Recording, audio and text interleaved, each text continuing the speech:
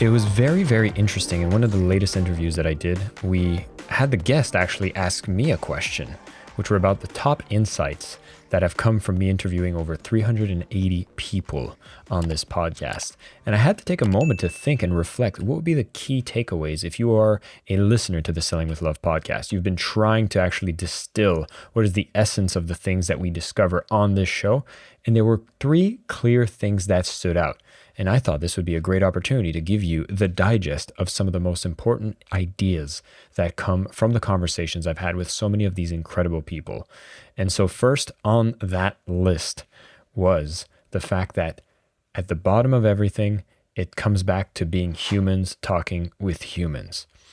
What I mean by that is there's a lot of hype that gets done around what are the coolest techniques, the hacks, the ways to automate, the ways to influence. And a lot of these gimmicky sales and marketing tactics are very gimmicky. Yes, they might bring some short-term automation, but if they are not rooted in understanding human-to-human connection, how we want to be spoken to, how we want to be seen, heard, understood, is actually what is at the foundation of being successful in sales, because you can automate and scale and reach a whole lot of people with a bad message that actually just makes us feel like nobody took the time to care, nobody paid attention, and we don't feel heard, we don't feel seen, we don't feel understood.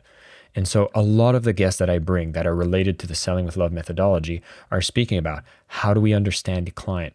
If you're a fan and you've actually read the book Selling with Love, you know that the second love is about love the client.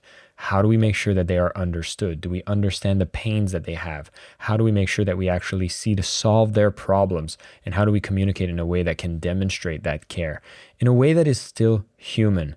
And so being a studier of psychology, being a curious and caring person is at the foundation to really level up your sales game. Many guests that I bring on will talk about very similar aspects and new and innovative ways that allow you to get closer and more connected with people. And if you have this as your de facto operating system in the way that you approach sales, marketing, and building a business, human to human connection. This is going to be what lasts. This is what actually works. And everything in between that seems to veer off that is usually not on the right path of what we want to show to you that actually works, that allows you to build a business that's fun to operate, that truly helps people and is actually improving the world in the process. So notice, always be human in the way that you do your interactions and care about people. That's always going to be at the foundation.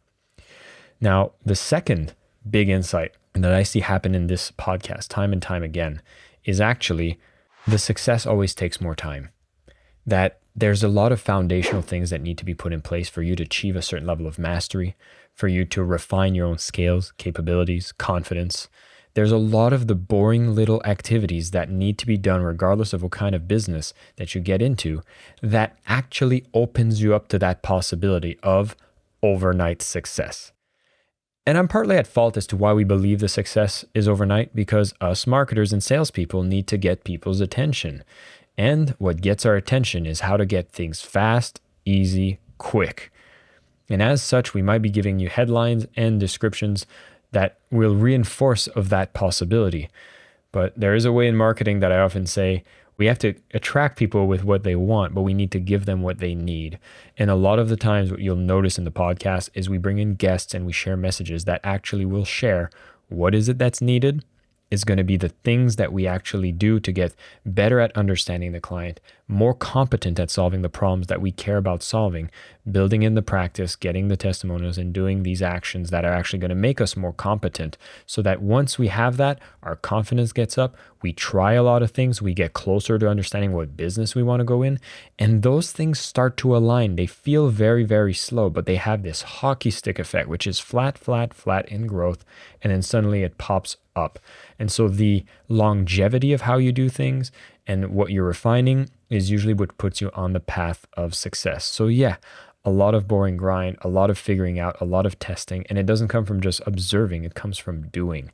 And I've been experiencing this myself because, this podcast has been going for years now. We're coming close to our 4-year mark. Almost 400 guests have appeared on the show. And we're finally seeing some progress happening on channels such as YouTube. And if you're not already subscribed to the YouTube channel, you definitely want to go there. Of course, like, subscribe, turn on those notifications as you would usually hear on this podcast. You want to be able to support that, and you'll see how we're actually building some momentum. But go to some of the older episodes and even some of the newer ones. They're not getting the millions of views that everybody wants to get overnight.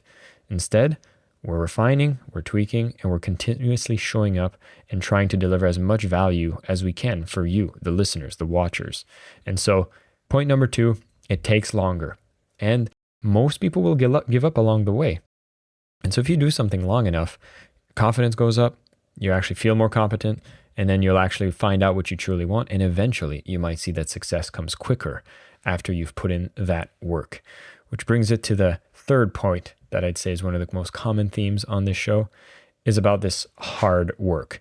Now, before you start thinking that hard work is extreme suffering, I want to refine that and actually specify that it's actually putting in the time, putting in the reps, putting in the work, like the 10 push-ups. You can read as many books as you want on how to get the most fit possible, but what are the things that we constantly put in the work for that actually brings us the results of what we want? Hard work necessary for success? Yes. Does it need to be suffering? Well, when we start having a vision, a purpose, an impact that we actually love having, the hard work is very tolerable. And, many of you might have actually went through Viktor Frankl's book, A Man's Search and Meaning. Well, we talk about when you have a greater purpose, the suffering can be much more tolerable. And as such, the hard work doesn't feel so much suffering when we know we're doing it for the right reasons.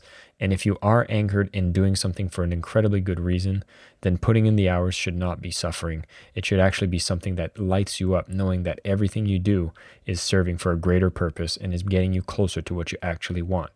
And so when I combine these 3 major ideas around knowing that we're looking for human-to-human connection, we're looking to actually make sure that the way we communicate, we understand, allows people to feel seen, heard, and understood, our sales and marketing becomes better, and our business actually works on solving real problems that they have. As we understand also that things take time, and if you get consistent and you do it for long enough, you build up your skills, you build up your confidence, and now you actually can have the opportunity to grow faster. So overnight success isn't so overnight. And finally, putting in the hard work is going to be required because you're going to be doing something different than what the majority of people are ready to do. If you're doing the average of what everybody does, then the results should be as the effort has been put in. So more effort will need to be put in. Hard work will be necessary. And you can start understanding what are the activities that bring a lot of that leverage. And I will tell you, one of the hard work activities is staying curious, finding out the most effective ways of working, seeing what works and what doesn't. And as a listener to this podcast, I'm hoping that we're bringing you these ideas for you to be more effective along the way on a continuous basis.